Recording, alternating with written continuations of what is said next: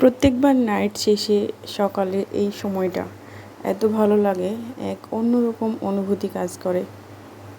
মনে হয় যেন শান্তি শান্তি, একদম ফিলিংসটা ঈদের মতো। ঈদের দিন যেমন সেই শান্তি লাগে।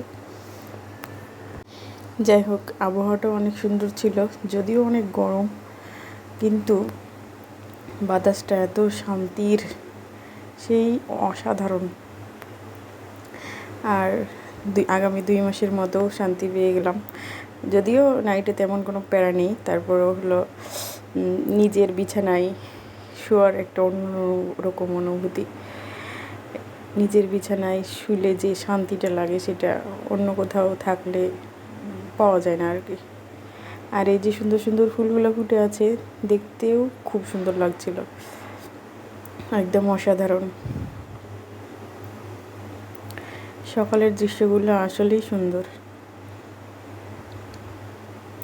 আর রাস্তায় বের হয়ে দেখি যে একদম রাস্তাটা ফাঁকা, কোনো মানুষজন আছে তবে কম।